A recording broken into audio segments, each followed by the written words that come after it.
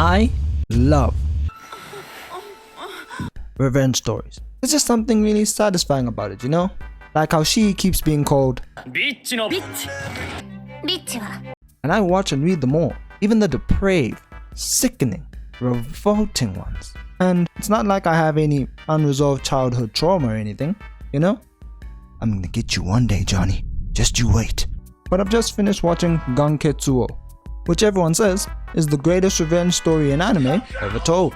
And you know what? It's pretty good. From the characters, to the dialogue, to the art. It's pretty good. But that's what everyone remembers about this anime. Except me. I remember this anime because of this guy. This freak. Andrea Cavalcanti. And this guy only wants one thing and one thing only. And it's disgusting.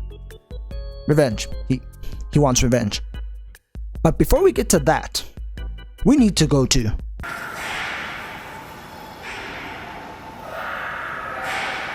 So this is where we first meet Andrea. And hey, I'm not gonna lie, it actually had me feeling sorry for the dude.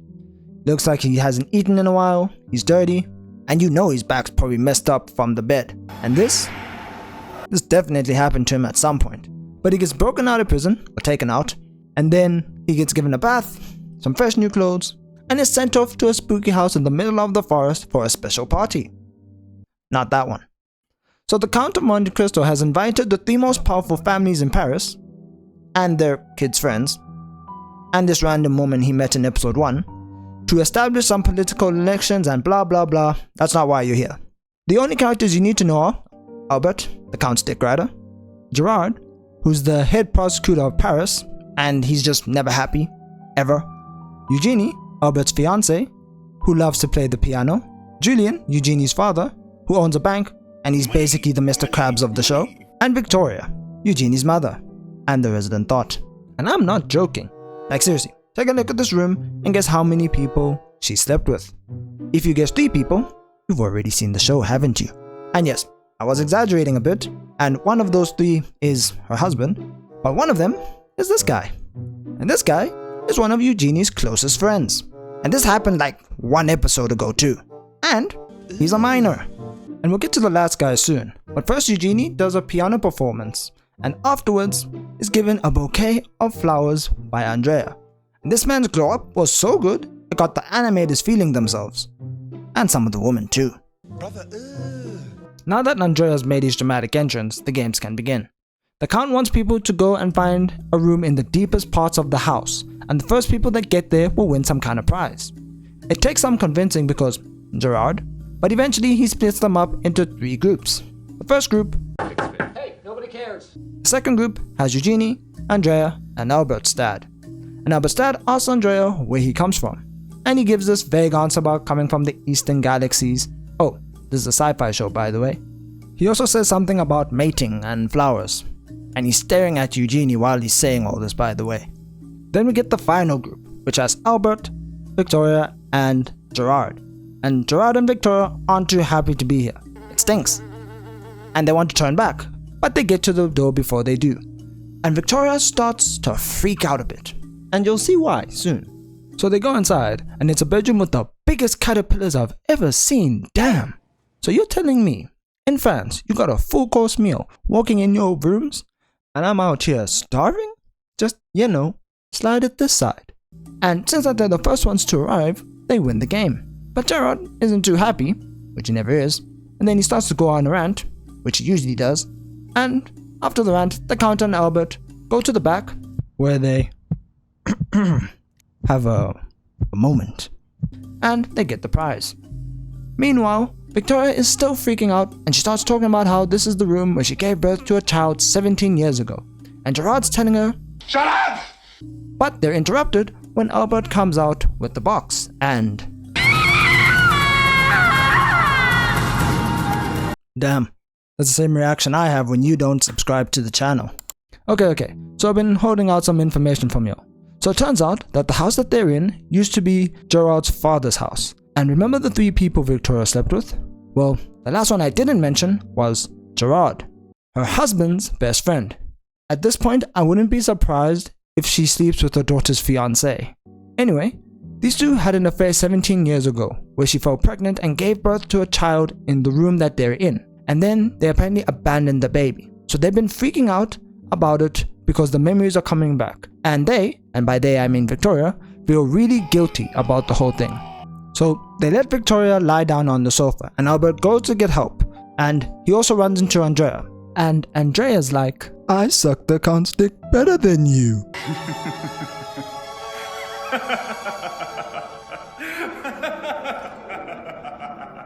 So all the other groups eventually arrive, and everyone, except Gerard, is making sure Victoria is okay. But then you see this guy Andrea, by the door, looking at all the chaos, and he just smiles. Yes, all according to plan. At this point, you probably figure out that the son of Victoria and Gerard is Andrea, which means that Eugenie is his younger sister. Just keep that in mind as we keep going. After some plot happens, and Albert goes to see the Count, he runs into someone. Guess who? That's right, Andrea. Oh, your friend is dying? That's so sad. Stop it. Get some help. So fast forward after a bit more plot, and Andrea's talking to Julian about needing someone to help manage his assets, because he got dead people money. And you know Julian, he's all about the money, so he couldn't be happier. Then Eugenie comes in, and bro starts talking about wanting to see her in her room. I wonder what would happen if I tried that to a girl I just met. So obviously, she says no and leaves. And her father's like, oh sorry, she's so unfriendly. What? My guy, that's not normal. Oh, right. It's normal for him. Anyway, before she left, she gave her father a letter. And look at the face he makes when he sees who sent the letter. Oh yeah, you know the IRS is coming. Yes, pain, suffering, yes. So more plot stuff happens, and hey, let's give it up for Eugenie. Looks like she's gonna be performing on a big stage, and her dream of becoming a pianist is coming true. And what's this? Looks like she's already got a #1 fan. Who could it be? Oh, hell no, man. Her week is about to get worse, because she finds out that her engagement to Albert has been cancelled by her father. So clearly upset by all of this, she tries to leave, but of course, guess who shows up yet again? It's Andrea. And Andrea's like, I like you, and I want you. Why are you running? Eugenie is not having any of that and gets out of there. Then it turns out that the reason why Eugenie got the opera performance in the first place was because of him. Just listen to what her father says. Face it, she never would have been able to sell out the opera house simply on her own merits. Like, my guy, at least try to be supportive of your daughter. So the night of the performance comes, and it's a good performance, not gonna lie. Why is he looking at her like that?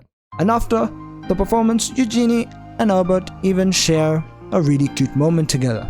They have a very cute flashback scene. Everything seems to be going well. Until... Oh my God. But it's all good. She dedicates her next song to her mans. But before Albert can go on stage, Andrea beats him to it. Get off my stage. Bitch, I put you on this stage. Then Eugenie tries to see if Albert is still there, but yeah, he got kicked out again. So fast forward a bit, and Victoria's a full-blown alcoholic after... And Andrea liked that very much, by the way. Andrea's also giving Julian some shady stock advice that's giving him a lot of money. Oh, and Julian wants Eugenie and Andrea to be together. I wish my dad could go buy some milk. Fast forward a bit more, and Andrea goes to the Count's house, and he sees Albert talking to this girl named Heidi. And Albert makes her feel better after she tells him about her sad backstory, and then he leaves. But of course, Andrea can't have anyone happy. No, we can't have that. So Andrea starts freaking out at this girl. And at the end of it, he's like, Come on, let's have some fun. Weird. Buddy? You're weird! and luckily the Count comes in and puts a stop to this freakish behavior right here. But Andrea was not done ruining people's days just yet, because after this, he goes on national TV and he announces to the world that he has gotten engaged to Eugenie. And like, hear me out, I'm convinced that Andrea did this knowing full well that Albert would be watching this interview live in HD 720p. Just look at Albert, bro. Man's entire life just changed. But it's nothing a little bit of Zaza and bromance can change. You know what I mean? So a lot of plot stuff happens after this. And Albert's family is now completely hated by everyone in Paris. So Eugenie wants to be by Albert's side. But her father obviously says no. He slaps her and puts her on house arrest. And of course, Andrea watched that all happen live. You're worried about that little bit? I mean, Albert. I can go get him for you. Really? Of course.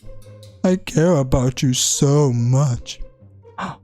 Maybe he's not so bad after all. Gaslighting is so much fun. Some more plot stuff happens, where Eugenie and Albert's best friend dies in a mech battle. Yes, there are mechs in this anime. And so Eugenie doesn't want to get married anytime soon because her best friend died and she just doesn't want to marry Andrea. But Andrea still pushes to get married with her father. And her father, this guy, he says Something about a friend of hers dying suddenly, so she's saying that she can't get married anytime soon. this guy is something else. And on the topic of Eugenie, Andrea asks how Victoria is doing since she has stayed in her room for a long time and he volunteers to go and check up on her. And the dad, no joke, he says, An excellent idea. If you were to keep her company, I'm sure it would be a pleasant distraction. What? Bro, what are you talking about, man?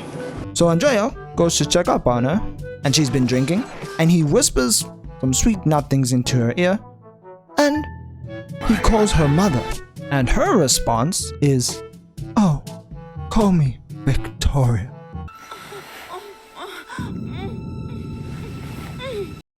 But Andrea's not done screwing with the family just yet because Julian is getting financially screwed and is losing all his money.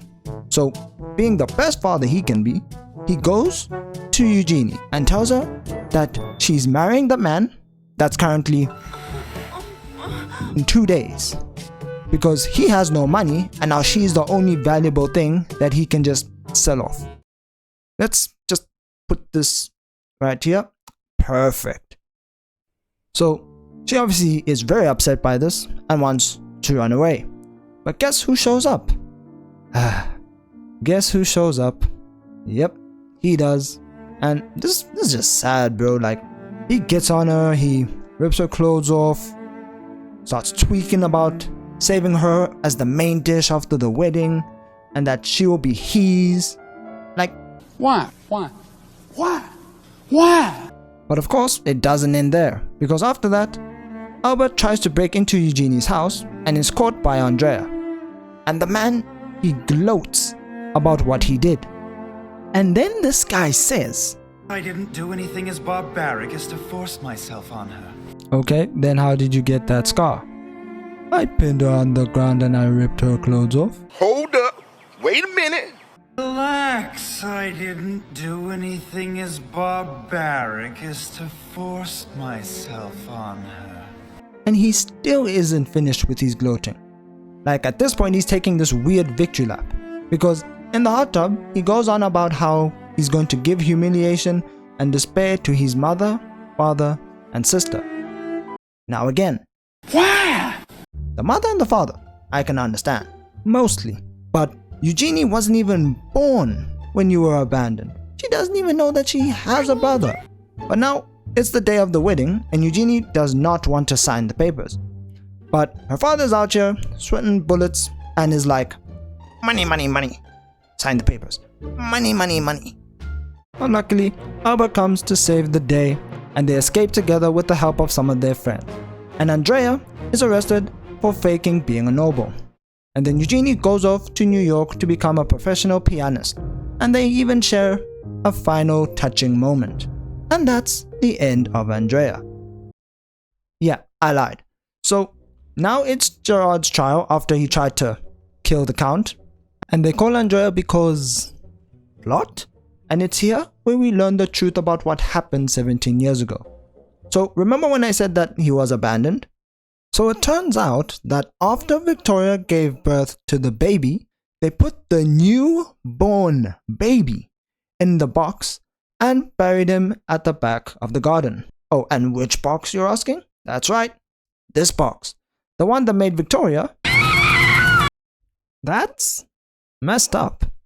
Like, adoption is a thing, you know. Now, Victoria's out here like, My boy, my baby, is that really you? and Andrea hits her with the smile.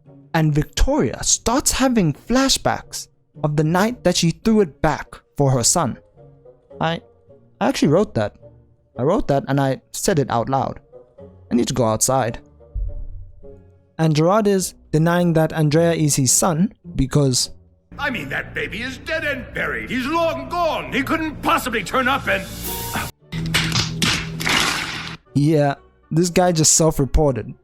So Gerard starts to panic and then... Lousy con artist! Guards? Are there any guards here? No? Okay. Mr. Defense Lawyer, you gonna do anything? No? Okay. Then Andrea brings out the final nail in the coffin, a cloth that the servant who saved his life wrapped around him that has the symbol of Gerard's family. And only after seeing this did Gerard believe that Andrea was his son. And he starts being all sentimental like, oh, my baby boy. But he forgot who this is. You gonna learn today. So Andrea stabs him in the back with a poison needle. And this poison is so powerful that it's gonna rot Gerard's brain from the inside. But of course, Andrea doesn't end there. So he starts going off on the crowd and, wait, hold up, they're the gods. And he's telling them that they're all just like him. He's doing the Oprah special. You do, and you, and so do you! And after the trial, Andrea, having achieved his full revenge, spends the rest of his life in prison. Yeah, of course that's not how this story ends. So Albert's father starts a war, and during the battle, the prison where Andrea is in gets destroyed and the man walks out, and 5 years later is the most wanted crime lord in the galaxy.